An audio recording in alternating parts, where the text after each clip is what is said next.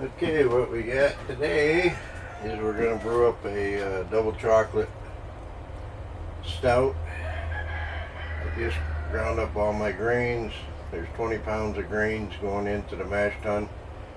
I've got the strike water coming up the temperature now to 172. That way, with the temperature of our grains the way they are, it should put us at about 156 in the mash tun, and that's where we want to be to mash out for a 60-minute mash. Now we're just waiting, and as soon as our strike water gets up to temperature, we'll dump our grains and move our strike water over to our mash tun. We'll get back to you when we get to that point, and we'll see you then. Okay, I've got the water pump running right now. We're recycling the water in the strike water so that we get a good even 172 degrees. I started this starter. I got a 2-liter starter here that I started 2 days ago, and we're gonna pitch that at about 68, 70 degrees, and we're going to be using golden half an ounce of the 3.2% alpha in our boil. And we're going to be using 1 ounce of Northern Brewer at 6.9% alpha. And we don't want to make this beer very hoppy. It's only going to come in at about 12 to 13% for the IBUs. And we got some vanilla extract we're going to put in the boil at the end of the boil. We got our hot bags here that we're going to use. We're going to be using some milk lactose, 1 pound of that. We've got 15 pounds of Morse Otter grain, and we've got, let me take a look here,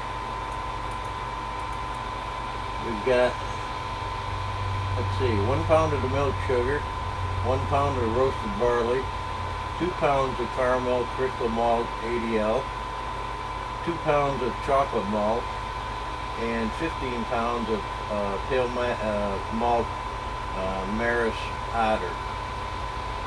And this is the first time I've made this one, so this is an ale, so we don't have to wait as long on this one to see how it comes out. But that's where we're at. I've got a conical here that we're going to ferment it in. It's a 15.5 gallon stout conical. We're going to try and pitch it over to about 68 to 70 degrees. And I've got a temperature control hooked up on that back into the freezer if it should get too warm, because we're down here in southern Georgia. You never know this time of the year. It could be 80 degrees out, and like today it's only about 64, so we'll go from there, and we'll get back to you when we dump our grains and move the strike water over.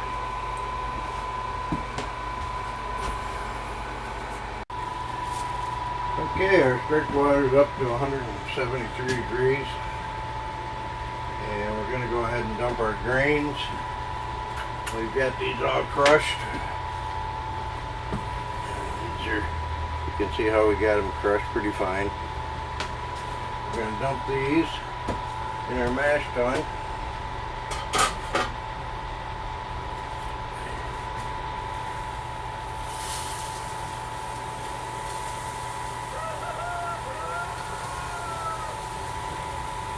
And then we're going to start transferring over our strike water, but we're going to transfer it over from the bottom up until we get about the halfway point of the mash tun.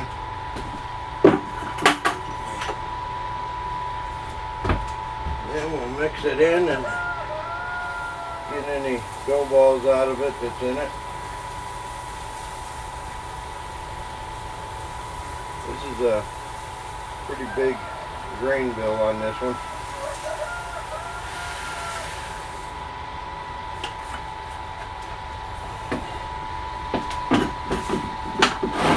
Yeah, let me take my little stirrer.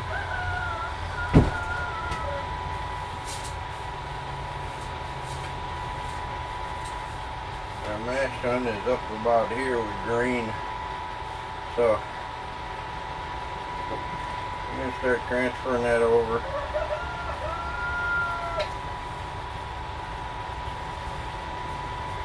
And when it gets above the grain bed there, then we'll go ahead and fill it from the top.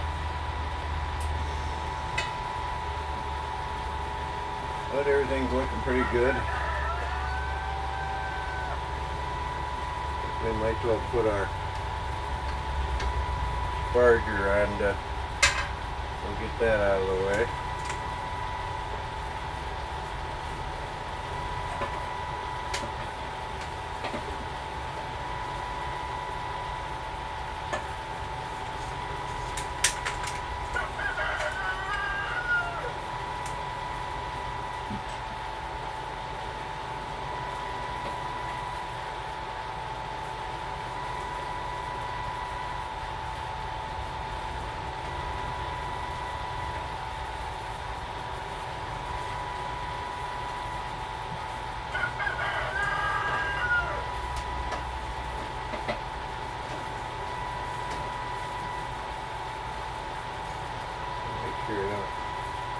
Cross thread this.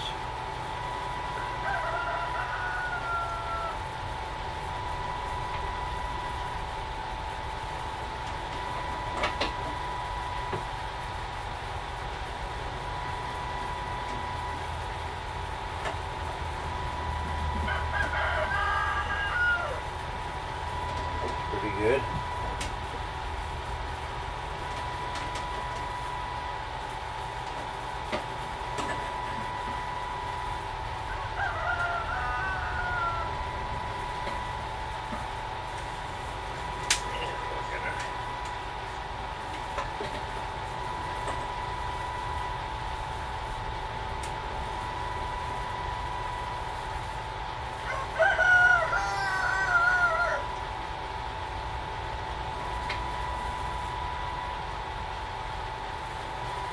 That's better.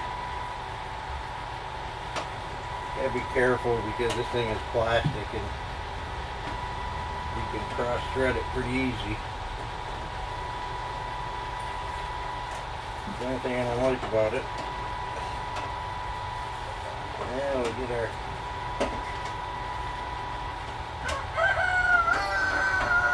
large arm set here.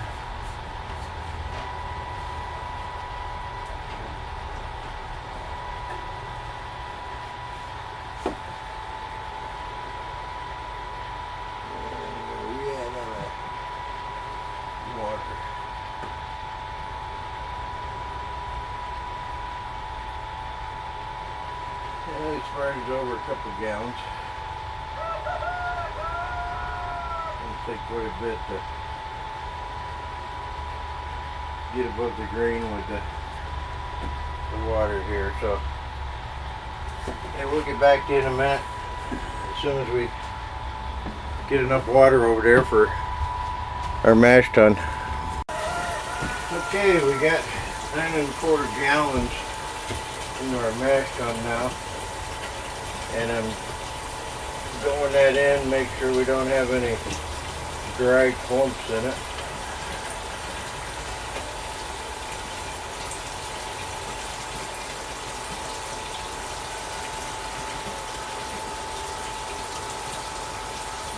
And I'm filling up some of the strike water here so that we have enough to sparge.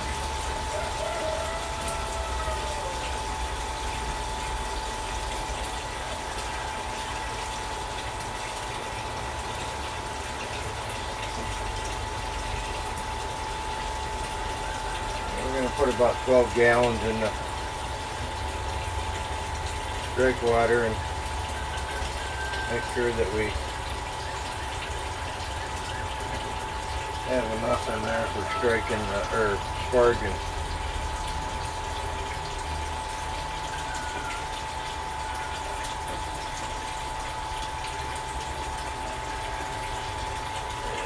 There we get 12.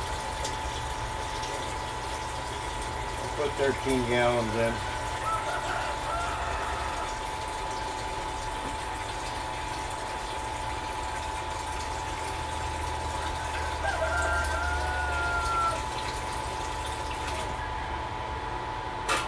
And that ought to do it. And we'll make sure we got this doughed in. Looks like a frothy chocolate milkshake.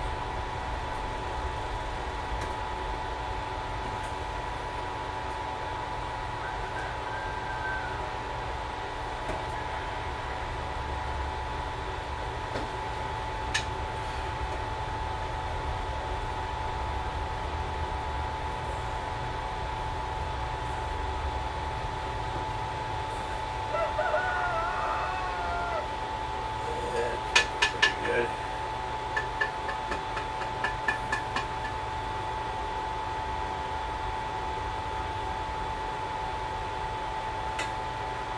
And we'll get this out of our way, get our lid on it, hold the heat in it, let it rest a minute, then we'll start recirculating it.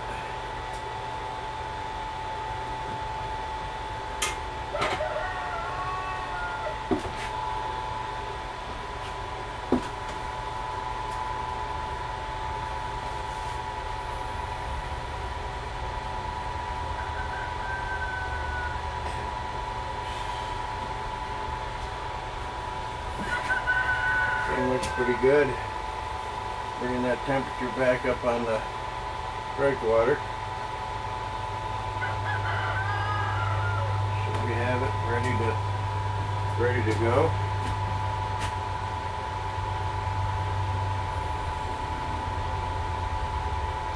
I want to let that mash tun settle down a bit.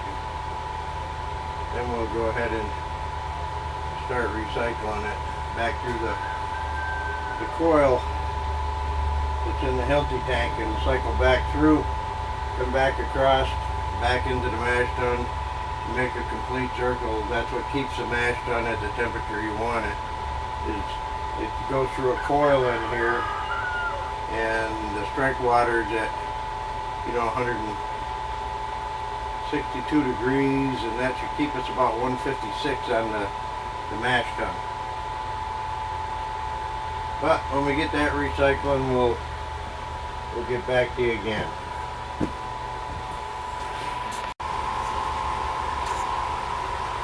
Okay, I just started the wort pump, and we're recycling the wort right now through that coil back over into the mash tun, and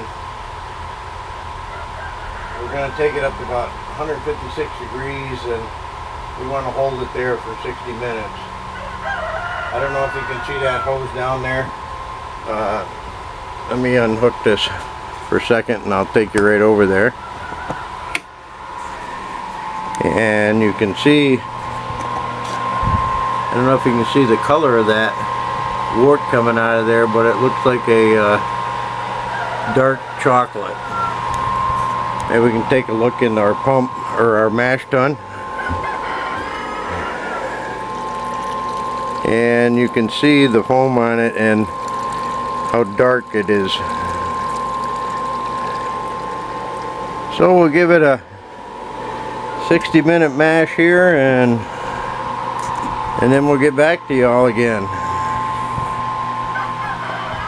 when we get to our next step.